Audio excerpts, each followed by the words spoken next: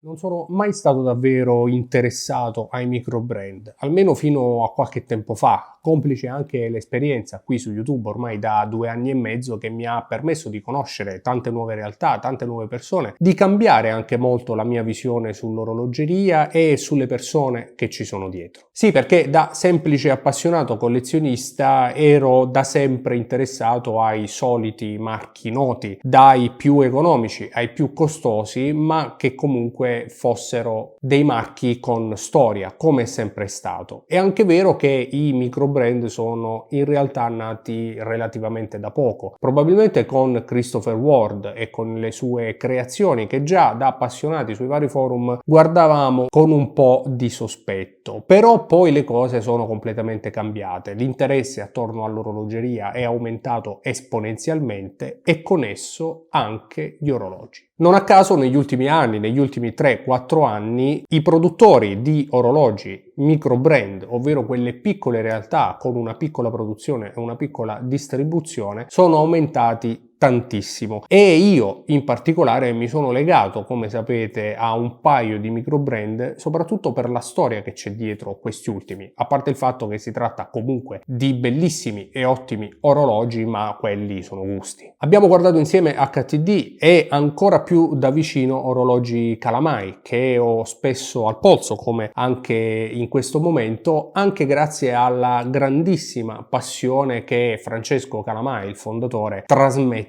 tramite le sue parole e tramite alcune interviste anche che abbiamo fatto qui sul canale. Personalmente non conosco molti altri microbrand, o forse sì, conosco molti microbrand, ma in realtà ce ne sono tantissimi, ce ne sono decine e in questa particolare puntata voglio parlare proprio di microbrand assieme a voi. Naturalmente lo facciamo tra pochi secondi dopo la sigla. Iniziamo.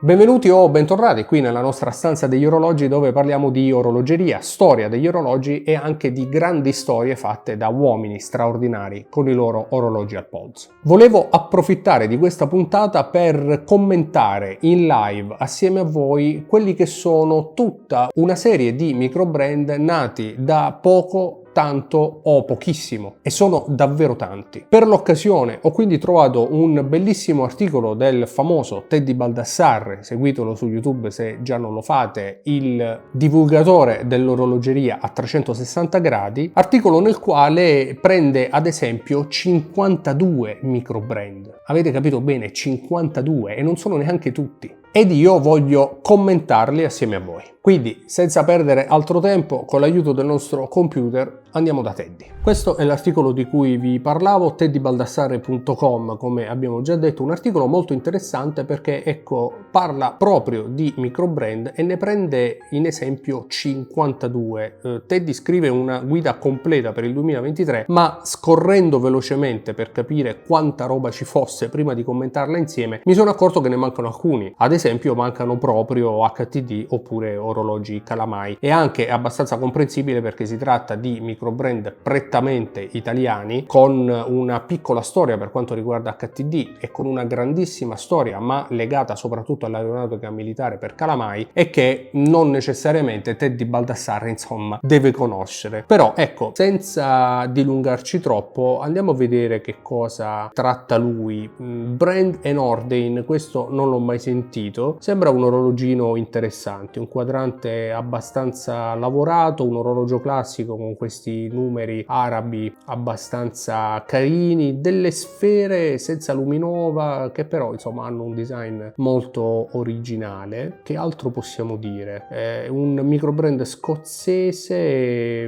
range di prezzo tra i 1000 e i 2500 euro, insomma il mercato inizia ad essere abbastanza caro anche per quanto riguarda i microbrand, come ben sappiamo. È abbastanza carino. Chiaramente su 52 orologi di questo tipo insomma sarà molto difficile pensare di entrare nei dettagli. valutiamoli insieme, anche perché altrimenti il video dura un paio d'ore. Astor e Banks non ho mai sentito neanche loro, un design simpatico, anche qui non credo ci sia nulla di eccezionale, però insomma un design che non passa sicuramente inosservato. Bracciale abbastanza carino, richiama forse un po' le linee del Tissot PRX. Vediamo che cosa ci dice. Sono di Chicago, fondati dall'appassionato Andrew Perez, 38,5 mm, Miyota 9015, come tanti micro brand che abbiamo visto anche in Italia in realtà, come per esempio l'Apnist di Marco Bracca, 200 metri, qui mi pare non ci sia il prezzo. Autodromo, ecco, è un micro brand, però è uno di quei micro brand che inizia a farsi conoscere abbastanza dagli appassionati, un po' grazie all'ultima edizione limitata con Hodinkee, che probabilmente non è questa perché si trattava di cronografi se non ricordo male. Questo è il gruppo B serie 2, gruppo B che richiama naturalmente il gruppo B delle corse automobilistiche, non a caso l'orologio si chiama Autodromo. Tra l'altro è da molti anni al polso di Davide Cironi, youtuber famosissimo e sbarcato anche in TV grazie alla sua serie Dal pollaio alla pista. Insomma, se siete appassionati di motori probabilmente conoscete anche lui. Anche questo Miyota serie 9,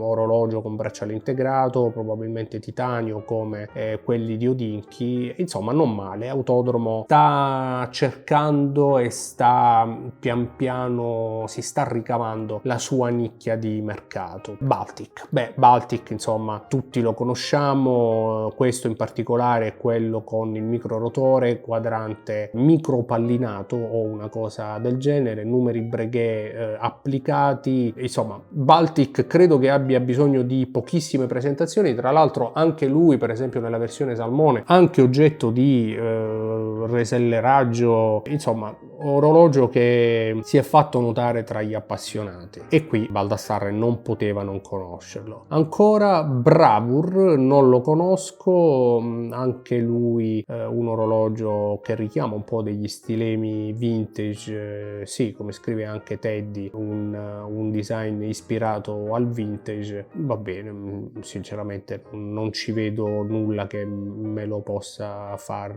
apprezzare più di tanto. Questo invece è un brand che conosco, se ne è parlato anche in Italia, Brew, che come potete vedere ha praticamente un chicco di caffè come logo del brand, molto anni 70, un orologio che si fa apprezzare un po' per i suoi stilemi tipici, veramente tipici di quel periodo, cassa quadrata, bracciale integrato, link uniti, tasti a pompa del cronografo, eccetera eccetera. Dei design molto carini. In Italia se ne parla poco, forse perché non ha distributori europei o italiani, non so bene dirlo, però ecco, un orologino che si fa apprezzare, soprattutto per queste caratteristiche molto originali e anche l'accostamento di colori. Lo trovo molto piacevole. Loro sono una compagnia di New York, una azienda insomma di New York, fondata da un industrial designer, Jonathan Ferrer, che se non ricordo male è un appassionato di caffè, di cui ha parlato anche poi nello specifico Teddy Baldassarre tempo fa. Carpenter, si è parlato anche di Carpenter, forse più per la pubblicità che si è vista su Instagram tramite i vari influencer, che poi nello specifico è un orologio che ho visto pochissimo in realtà sui canali italiani e anche al polso degli appassionati. Non è male, certo il nome forse non richiama degli stilemi così un po' eleganti, un po' anni 60 come può essere questo orologio. Nascono anche loro a New York,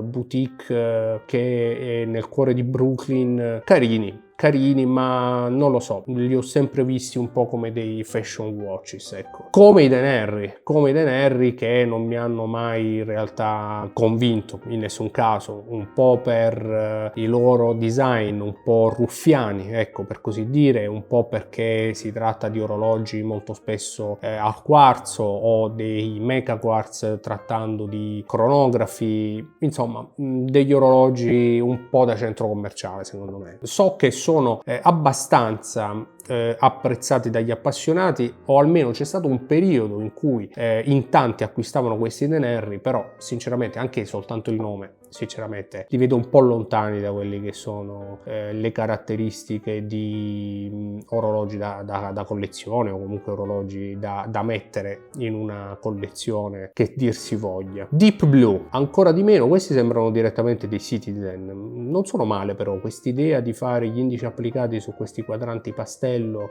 cinturino in gomma, non sono male. A ore 10 dovrebbe essere una valvola elio, visto che non vedo ghiere interne che potrebbero girare, però ecco, forse un po' troppo Citizen, almeno per il disegno della ghiera, no? Per questi puntini molto tipici dei ProMaster di Citizen, però non sono niente male. Tra l'altro vedo 1000 metri di resistenza all'acqua, azienda nata nel 2007, quindi c'è già un bel po' di anni, se non ho capito male anche un'azienda inglese. Non li conoscevo, simpatici, ma tecnicamente con questi 1000 metri di profondità non sono neanche nulla di male. Ecco, però c'è da dire che adesso, guardando bene, questo Diver 1000 secondo, 1000 sono i piedi, mentre Baldassarre credo abbia scritto per errore 1000 metri, invece no, è un 300 metri, 1000 piedi, 1000 feet, ok, quindi no, è un 300 metri, di tutto rispetto per essere un diver, però insomma ecco, nulla di miracoloso. Va bene, simpatici. Dufresne, non so chi sia, sembra il nome di un attore, orologio un po'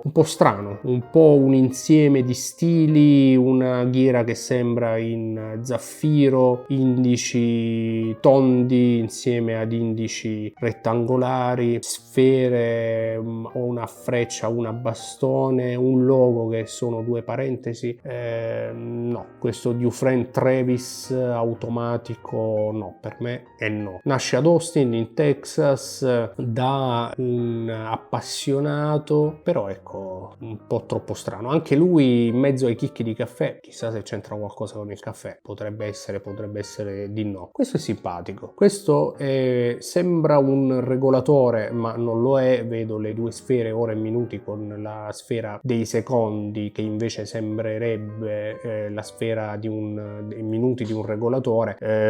Sono stato tratto in inganno, anzi trai in inganno questo quadrante con questi numeroni tipici più o meno della complicazione del regolatore, però ecco, un orologio normale con un bel quadrante, molto particolare, molto simpatico, brand Elka. Secondo me questi sono danesi, vediamo un po', torna indietro all'heritage di un'azienda tedesca di orologi. Beh sì, effettivamente anche come è scritto Elka Watch Company Automatic richiama un po', è uno Swiss made, richiama un po' quegli stili, no? Un po' anni 30, un po' anni 40, e quindi insomma è un'azienda che rinasce dalle sue ceneri, mi pare di capire, fondata ad Amsterdam nel 1877, scomparsa dalle scene nel 1970, quindi immagino con la crisi del quarzo. La nuova Elka rinasce, apre le proprie porte nel 2022 con un progetto completamente svizzero, eccetera eccetera. Orologi che hanno all'interno un La Juper, attualmente acquistato di proprietà della Citizen, 68 ore di riserva di carica, orologio che gira attorno ai $1.500, non pochi, però anche qui insomma siamo ormai più o meno nella media dei micro brand solo tempo. Carino, però forse un po' troppo qualcos'altro secondo me, sì, diciamo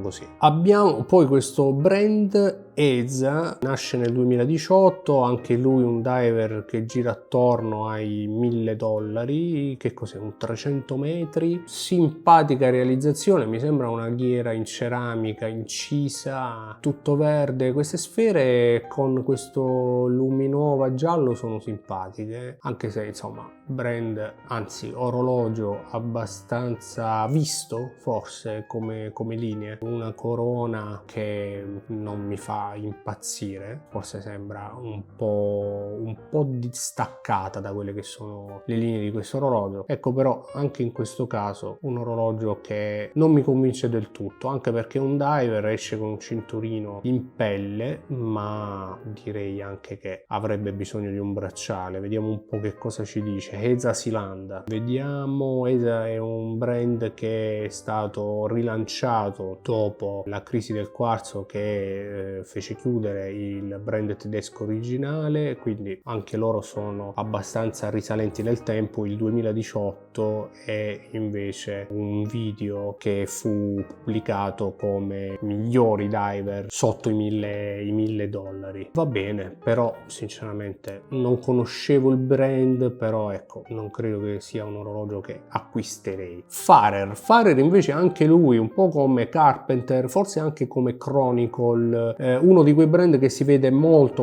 spesso sui social, su Instagram, molto sponsorizzato. In particolare questo è molto carino, un cronografo molto originale nelle linee, bei colori, poi anche qui sono sempre gusti, però ecco, mi sembra veramente una bella realizzazione. Non a caso credo che sia uno di quegli orologi che si vede sempre molto spesso. Un brand britannico e anche unico, dice Teddy Baldassarre nel suo genere. Effettivamente lo è, perché la realizzazione non può che definirsi unica e originale. Gira attorno ai $1.000-2.000 i vari orologi di Farer. Cos'è, uno Swiss made? Sì, Swiss made, lo si vede anche ad ore 6. Vediamo se ci dice qualcos'altro Teddy rispetto al calibro utilizzato, ma mi pare di no. Formex se ne è parlato tanto in Italia, non è un brand che mi piace, non posso però non riconoscere a Formex un certo stile, una certa originalità e anche delle soluzioni tecniche molto particolari. Se non ricordo male, una cassa addirittura ammortizzata per ridurre ancora di più gli shock sul bilanciere. Anche in questo caso, questo orologio portato come esempio, questo Riff mi pare 300 metri portato da Baldassarre, carino. Diciamo che anche lui con questa finta cerniera a ore 3 prende un po' ispirazione, una lontanissima ispirazione da alcune forme che noi appassionati conosciamo, no? E che siamo abituati a riconoscere, però ci sta perché poi l'orologio è assolutamente originale. Ecco, non è certamente il mio stile, non è un orologio che terrei in considerazione, però Formex potrebbe essere uno di quei micro brand che mi piacerebbe consigliare a qualcuno che volesse approcciarsi a questo mondo, perché hanno sempre fatto bene, hanno sempre fatto cose originali. Se non ricordo male sono tutti Swiss made, ecco questo per esempio è anche Cosc, e hanno fatto della qualità sicuramente il loro marchio di fabbrica, quindi un micro brand fondato nel 1999 che secondo me merita spazio, insomma, in questa categoria. Ancora abbiamo Helios con il suo Fairwind, mai sentito, automatico, 20 atmosfere credo, è rinato nel 2009, quindi probabilmente anche loro erano un brand, insomma, più risalente nel tempo. Qualcuno lo chiama il Rolex dei micro brand, sarà, non lo so, non li conoscevo neanche. Come qualità generale, come rifiniture, anche come disegno per esempio della cassa di queste anse, questo bracciale non sembra affatto male. Di sicuro ha una linea abbastanza originale, se non fosse per la ghiera che ricorda un po' troppo forse il Seamaster di Omega, però ecco, non vedo altri richiami ad altri orologi noti, è soltanto un buon orologio e mi sembra anche ben realizzato. Poi andrebbe toccato con mano, però insomma mi sembra un'ottima realizzazione. Bel blu pastello anche in questo caso, non mi sembra affatto male. Baldassarre non ci dice più o meno quali sono le fasce di prezzo, ma immagino che anche lui stia tra i soliti $1.000-2.000 dei solo tempo di questi micro brand. Bene, di questo orologio non so cosa sia, però vedo delle soluzioni simpatiche. Allora, Hegid, vediamo un po' che cosa ci dice. Micro brand francese, movimenti mi pare non ci sia molto altro, però ecco, la particolarità è che in pratica lo si può comporre. Innanzitutto mi piace tantissimo il disegno di questo cinturino in pelle, io impazzisco per questi cinturini in pelle. La prima evoluzione di questo disegno con queste impunture me la ricordo nel Tudor Fast Rider, non so se ve lo ricordate, era il crono di Tudor molto sportivo, uscì anche in versione Ducati, non molto apprezzato, è la Tudor del passato sicuramente, però ecco, a me piacevano quei crono, mi piaceva il giallo e mi piaceva il verde, e avevano questo cinturino in pelle trapuntato che mi faceva impazzire. E mi piace anche su questo orologio, dove praticamente si può scegliere di cambiare cassa mantenendo lo stesso quadrante movimento perché è incassato in una cassa generica tonda e naturalmente poi cambiando cassa si possono cambiare cinturini e comporsi il proprio orologio. Tra l'altro vedo con dei quadranti assolutamente carini e originali, delle casse anch'esse molto originali da quello che vedo, e questo mi sembra veramente interessante. Anzi, questo orologio mi piacerebbe poterne parlare anche sul canale, perché no? Perché no? Fatemi sapere nei commenti se vogliamo parlare di Egid e capire un po' come funziona questa storia dell'orologio componibile. Altro brand di cui abbiamo parlato sul canale brevemente, forse in una live se non ricordo male, sì, perché rispondevamo a una domanda di un utente durante una live, l'Aventure Submarine, brand svizzero, micro brand svizzero, e vedevamo che gli orologi sono carini, ecco, non esattamente nello stile che utilizzerei io, con questo logo che ricorda un po' il logo Camel, non so se ve lo ricordate. Di sicuro orologi molto safari, molto avventurosi, come è specificato anche dal nome di questo stesso micro brand, e che sono anche molto costosi.